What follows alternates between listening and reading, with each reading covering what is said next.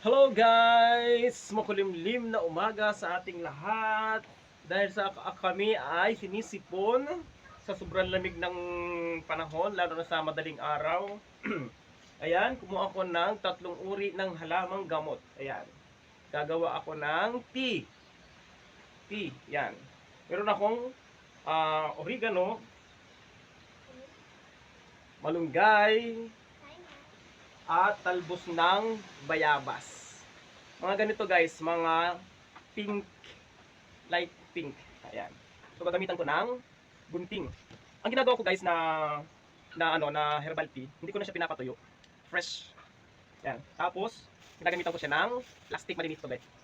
Hinati ko yung yan. Yan. Kapag may plastic kayo noong yung maliliit yung video, pero wala akong gamit ngayon, naubusan na ito ang gamit ko. So guys, ganito lang ang technique kapag gawa ng herbal tea, fresh herbal tea with gunting. Yan, guguntingin lang. Tapos pagkatapos, yan, lagayan. Yan, ganyan lang. Pag marami na ito guys, ilalagay na ito syempre sa plastic. Tapos yung plastic na yun is bubutas-butasin gamit ang tinik ng kalamansi. So guys, ganito lang Yan. Yan. Mas masarap guys, kisa dun sa inapatuyo. Dito ako gumawa ng tea. Pag tinatamad ako maglaga, ganito ang ginagawa ko. Mabisa ito guys.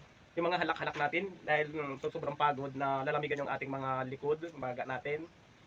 Makati sa lalamunan nyo sa hapon. Kaya ito ang aking ginagamot. Na aming mag-anak. Mga ganito guys, Yan. Maliliit na yan. Pag nilagay ito sa plastic, pipigain ng kunti. Para bubuti. Mas masarap sa pinatuyong tea na dahon ng ganito. Huwag nang dadamihan masyado ng bayabas kasi ang bayabas, tapos ang bayabas is napakapakla. Papakla pag sobrang dami na. Dapat konti lang. Mas marami yung malunggay. Yan. Katamtaman din lang ang dami ng oregano. Ito guys, kapag ito ay nakababad sa mainit na tubig sa malaking baso, kukunin niyo agad yung pinagbabaran, huwag niyo uubusin, tapos titimbawan niyo ulit ng panibagong mainit na tubig. Hanggang 1 linggo guys bago palitan. Dito naman tayo sa malunggay. Yan. Kailangan nyo lang guys patutugin ng ganyan. Ititira yung pinakampuno. Ito, matigas kasi yun. Kaya ganyan. Para hindi manabog o magkalat-kalat, kailangan hindi mo siya hilisin. Kasi pag hinilis, magalaglagan yung mga dahon. Hindi magugunting yung iba. Mabisa ito sa halak-halak. Yung mga plema natin na dikit. Pag tayo ay napapagod, is talaga namang hindi maiwasan talaga na ang ating baga ay malamigan. Ang magiging cause lang kasi is aubuhin na tayo, aubuhin. Pakati sa lalamunan. Ito guys ang gawin nyo. Napakabisa.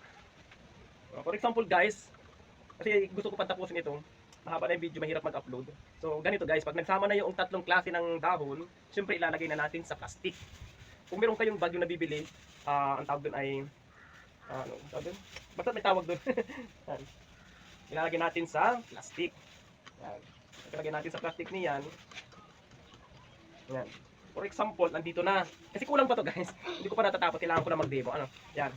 Siyempre, ilalak natin ito. Pagkalak natin yan, ganito na itsura. Tapos pipiga-pigain na natin ng konti ganyan. Tapos gagamitan lang natin ng tinik ng kalamansi. Ganun. Bubutas-butasin lang natin para yung mainit na tubig ay pumasok. Ganyan. Kailangan butas-butasin yung plastic para yung tubig na mainit pumasok doon sa loob. Ayan. Ayan. Pag marami ng butas guys, huwag naman masyadong dami kasi baka masira yung plastic. Ayan. Ganyan. Ayan. Ilalagay na natin sa baso. Ito talaga ilagayan namin ng tea.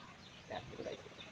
Ito naman, lalagyan na natin ng mainit na tubig para siya ay maluto. Luma na yung aking thermos.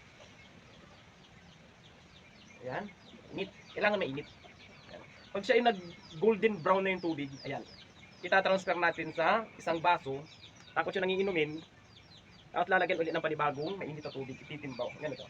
So guys, pumasok na yung tubig sa loob kasi may butas-butas ang plastic.